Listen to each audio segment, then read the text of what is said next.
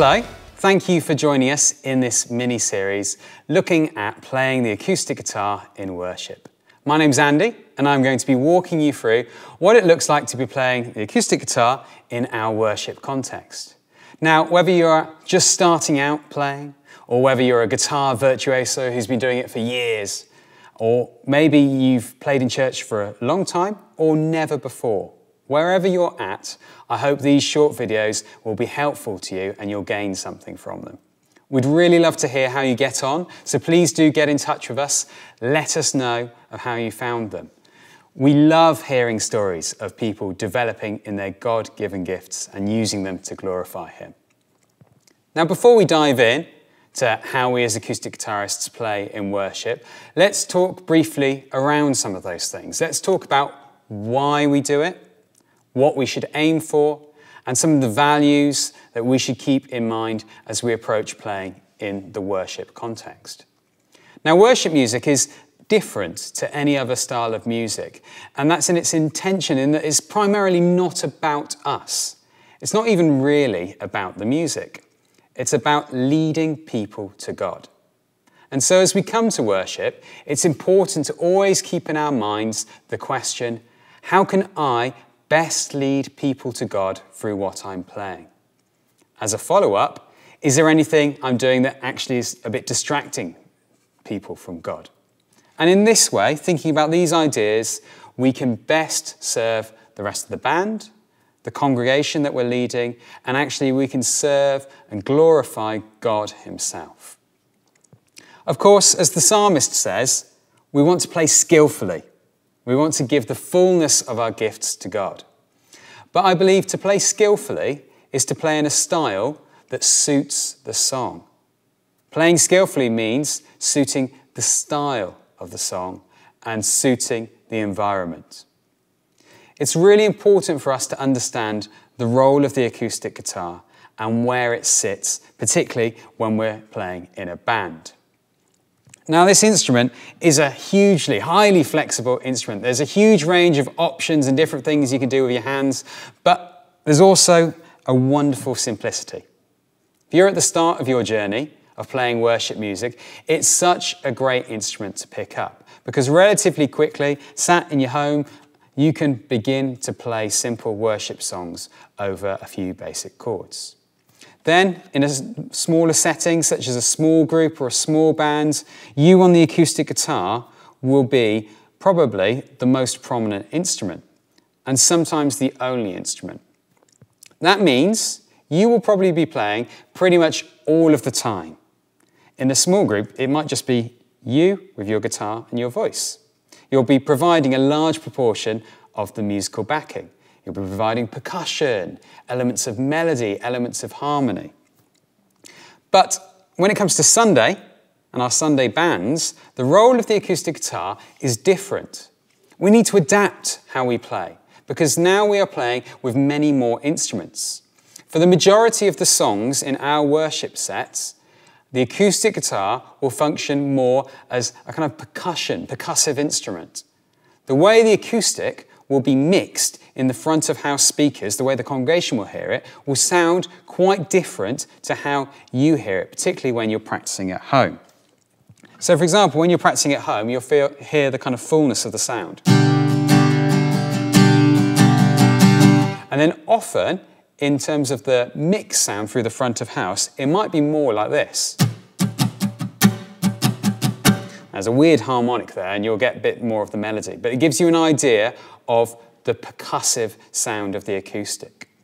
And linked to this idea of this almost being more of a percussion instrument is the idea of less is more. It's the idea of you, the acoustic guitarist, being part of the whole and you kind of laying down a foundation. If we think of it like fractions, in the small group setting we've discussed, it's probably just you and your guitar. You're the whole. But when it comes to a Sunday band, you are now a smaller fraction as a whole. Still important, you're just a bit of smaller proportion. And that's because the whole has to be shared out between multiple instruments. You're bringing, as the acoustic, one part of the sound, but you've also got electric guitars. You might have two electric guitars. You have a keyboardist. You might have two keyboards. Bass guitar, drums, and whatever's coming through on those tracks. Be anything from multiple synths, chorus of angels, whatever they've got on there this week, okay? Suddenly everything's got a lot busier. As acoustic players, we've got to be aware of where we sit in this mix. We need to do our part to ensure the band as a whole sounds great. We'll explore this more in future videos, but for a lot of the set, you'll be doing that percussive style of playing and then providing some contrast at other points, perhaps in the more response style songs or in interludes. Probably the best thing you can do to more fully understand the role of the acoustic guitar is to listen to it in action. Listen to it in the worship setting. Listen to arrangements of songs we play in church, because generally we try to stick fairly closely to those arrangements to ensure a level of accessibility and consistency. So have a look on YouTube or Spotify or another music provider of your choice. Try to pick out the acoustic guitar. On some songs, that might be more of a challenge, particularly on the album recorded versions of songs.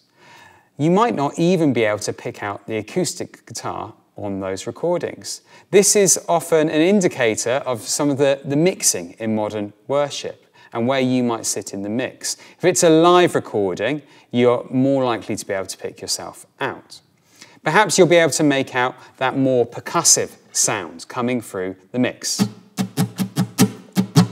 And you'll be able to see in videos, particularly acoustic guitar tutorials available on YouTube, you'll be able to see the strumming patterns, the chord shapes, all the different things that we will explore in more detail over the course of our series. Many songs, particularly those more response and encounter style songs, will gravitate towards either being piano-led or acoustic guitar-led. And you'll need to know which of these is which.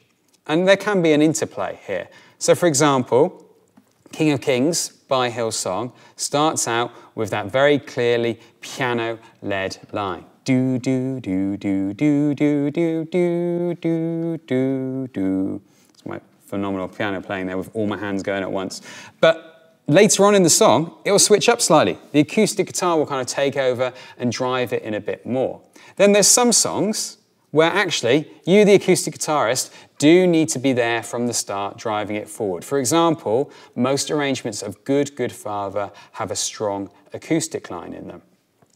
Briefly, two other things that will help you with your role as an acoustic guitarist. First one, a plea to practice. Okay, you've heard the phrase, practice makes perfect.